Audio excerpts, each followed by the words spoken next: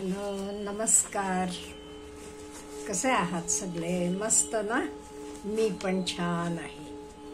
आज आपले एका सबस्क्रायबरचं पत्र आहे, म्हणजे कॉमेंट आहे. माझी पत्नी वारली आहे. तिचे वय 60 वर्ष होते. माझे वय 65 वर्षे आहे. मी पुढील आयुष्य कसे जगावे, ताईसाहेब मला मार्गदर्शन करावे ही नम्र विनंती. हे बघा, प्रश्न अगदी साधा आहे. त्यांचे मिसेसचं निधन झालेलं आहे आणि हे ना आता पुढचं आयुष्य आपण कसं जगायचं हे त्यांनी विचारलेलं आहे. हे बघा, आयुष्यात हे विधी लिखित असते. आपण जन्माला येताना एकटं येतो, नंतर लग्न झाल्यावर दोघं होतो, नंतर मुलं होतात, नंतर एक कोणतर दोघातलं आधी निघून जाते. सहसा अगदी एक्सेप्शनल म्हणजे कुठे ऍक्सिडेंट वगैरे झालं तरच दोघं एकदम जातील, नाही ते कोणी आधी कोणी नंतर. त्यामुळे हे काही असं वेगळं काही नाहीये. सर्वसामान्य प्रत्येकाला हे सोसावं लागते, भोगावं लागते, बघावं लागते.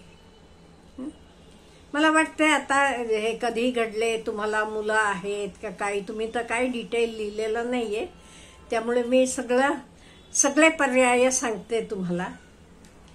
पहिली गोष्ट, तुम्हाला मुलं बाळा असली की तुम्हाला कोणाबरोबर जगायला आवडते, त्यांच्याबरोबर राहावा. मुलाबाळांबरोबर मी का म्हणते, म्हणजे आपण नातवंडांशी खेळत असतो आणि घरच्या लोकांना पण आपला असलेल्याचा खूप फायदा होतो. काही नाही म्हटलं तरी ते बाहेर जाताना कुलूप तरी लावायला लागत नाहीये. त्यामुळे त्यांनाही आपली मदत होते आणि आपली तब्येत चांगली असली की आपणही मुलांना शाळेत द्यायचं म्हणा, आणायचं म्हणा, किंवा ती स्कूल बसनं उतरल्यावर घरी आणायचं, नेऊन सोडायचं, हे आपल्याला होते तेवढं आपण काम करू शकतो आणि त्यांना पण ह्याची मदत होतीये. हे झालं पहिलं. नाही, तुम्हाला एकटंच राहायचं आहे, ते एकटंच राहावा. डबा लावा हवं ते तुमचं तुम्हाला करायला येत असलं की करा, ते काही हरकत नाहीये, तसं राहावं. आणि तिसरं म्हणजे काहीतरी तुम्हाला गुंतवून घ्या.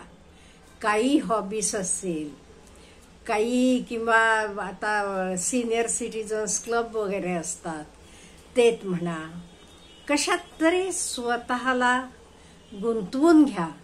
म्हणजे कसं, हे बघा, तुमच्या मिसेस गेलेले आहेत, ती तुम्हाला आठवण येत असणार, पण ती आठवण आपण करत बसून काही फायदा आहे का हो?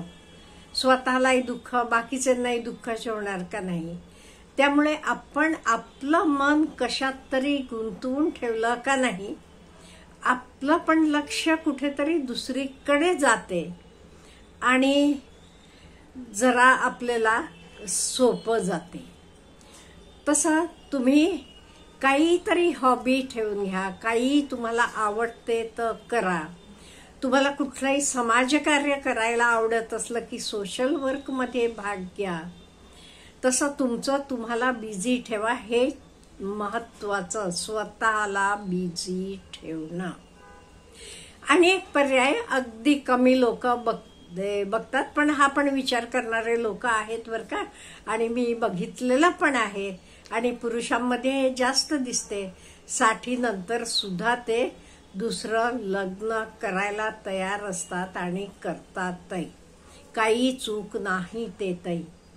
तुम्हाला तुमचे वयाला तुम्हाला ऍडजस्ट करून घेणारी बायको मिळाली. एखाद्या वेळेस असेल तिचेही काही कारणानं नवरा गेला असेल, तसं असलं तरी हरकत नाही ऍडजस्ट करून घ्यायला. समदुःखी असता तुम्ही, असं तुमची इच्छा असली तर तुम्ही तो पर्याय सुद्धा बघू शकता. पण हा पर्याय बघताना तुम्ही जरा केअरफुल राहावा. तुमचे मुलांचं म्हणा, बाकी तुमचे समाजातले जे कोणी तुमचे जवळची माणसं आहेत त्यांचं पण जरासं हे करा. मी कंप्लीट ऐका म्हणू नका, पण दोन्ही प्लस मायनस दोन्ही पॉइंट्स जरा ऐकून घ्या आणि पुढचा निर्णय घ्या. आता एक तुम्ही लक्षात घ्यायला पाहिजे, म्हणजे जे काही घडलेलं आहे तर एक्सेप्ट करायला शिकायला पाहिजे. आणि हे तुम्हालाच असं नव्हे, जगात प्रत्येक व्यक्तीला, ते किती जवळचे असतील, एकमेकांना समजून घेणारे असतील, तरी कोणी पुढे जाते, कोणी मागे राहते. हे सत्य आहे. कटू असलं तरी सत्य आहे. हे तुम्ही आधी एक्सेप्ट करा. आणि मेन म्हणजे तुम्हाला आनंद कशात मिळतो हे आधी बघा. तुम्ही कुठल्या गोष्टीत जास्त आनंदी राहू शकता, किंवा काही तुम्ही आतापर्यंत काही तुम्हाला करायचं होतं काम, काही शिकायचं होतं, तर तुमचे कौटुंबिक जबाबदारीमुळे म्हणा, कशा नाही राहिलं असलं तर त्याच्याकडे पण तुम्ही लक्ष देऊ शकता. परवाच मी एक व्हिडिओ घातला होता बघा, 90व्या वर्षी त्या व्यक्तीनं ग्रॅज्युएट व्हायचं स्वप्न पूर्ण केलं. ते बाकी सगळं केलेलं होतं, पण त्यांना खंत होती फक्त मला ग्रॅज्युएट व्हायचं आहे. ग्रॅज्युएट व्हायचं राहिलं, काम गृहस्थीमुळे माझं शिक्षण राहिलं, ही त्यांना खंत होती. आणि सुनेनं विचारलं, बाबा तुम्हाला काही खंत राहिली आहे का आयुष्यात? म्हणताना ते सांगितलं, हो मला ग्रॅज्युएट नाही, मी एवढी खंत राहिली आहे. असं म्हटल्यावर तिनंही त्यांना मदत केली, त्यांचं फॉर्म भरलं, त्यांना अभ्यासाला हवी ती मदत केली. आणि 90व्या वर्षी त्या व्यक्तीनं ग्रॅज्युएटची डिग्री घेतली. आणि डिग्री घेण्याचे समारंभाला बाकीचे सगळे गेस्टनं तरी त्यांचं कौतुक केलंच, त्याच्याशिवाय त्यांची सगळी 4ही मुलं, सुना, नातवंड सगळे उपस्थित होते. नंतर त्या दिवशी त्यांनी खूप मोठं सेलिब्रेशन केलं. असं आयुष्यात तुमचंही काही स्वप्न राहिलं असलं का, संसाराच्या जबाबदाऱ्या होत्या आहे त्याच्यामुळे, तर तुम्ही जरा विचार करा आणि ते स्वप्नाकडे वाटचाल करा. आणि मला तुम्ही विचारले म्हणून माझं पर्सनल मत मी सांगते पुढचं.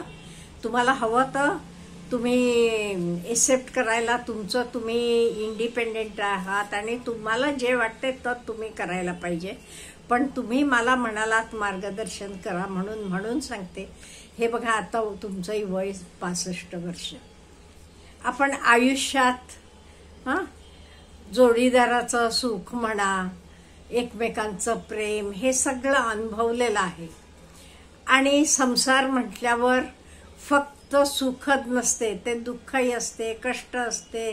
आपणही त्यांची काळजी घ्यायला पाहिजे. आपल्याला एकटं असताना इंडिपेंडेन्स मिळते, फ्रीडम मिळते, तेवढं दोघं असताना मिळत नसते. का एकमेकांना आपल्याला ॲडजस्ट करणं हे भाग पडायला पाहिजे आणि आपण तर करायला पाहिजे, आनंदानं करायला पाहिजे. आपण ते एक्सेप्ट केले.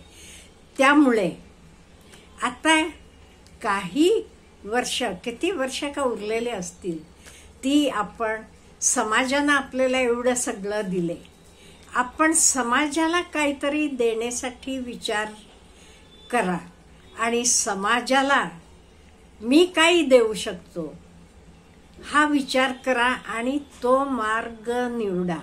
असं हे माझं पर्सनल ॲडवाइस आहे. तुम्हाला हवे ते मार्ग तुम्ही निवडू शकता. परत मी सांगते का, मी हा मार्ग तुम्ही निवडा म्हणते म्हणजे हे ते एक मार्गी असते. आपल्याला जास्त काही हे तो जबाबदाऱ्या नसतात. जे काही कोणाला आपल्यामुळे आनंद मिळाला, सुख मिळालं, आपल्यालाही त्यातनं खूप आनंद मिळतो. आणि आपण एकटा असल्यामुळे आपण दुसऱ्याला इथे बांधील नसतो. नाही ते काय असते, आपल्या पार्टनरला आजारी आहे, बरं नाही, त्यांच्याबरोबर दवाखान्याला जावा लागला की दवाखान्यात थांबा, हे सगळं करायला पाहिजे. ड्युटी आहे ती आपली, करायला पाहिजे. त्यामुळे आता तुमच्या मिसेस वारलेल्या आहेत, देवाघरी गेलेल्या आहेत, त्या तिथे सुखानं राहू देत. तुम्ही इथे आनंदी सुखानं राहावा. तुमचे आवडती काही तुम्हाला हॉबीज असल्या की ते हॉबीज करा. आणि समाजानं आपल्याला भरपूर दिलेलं आहे, तेच ती फूल ना फुलाची पाकळी म्हणून आपण समाजाला परत द्यायचं प्रयत्न करा. हे मला वाटते, मला ॲडवाइस विचारलात म्हणून मी सांगते. अच्छा, हॅव ए गुड डे.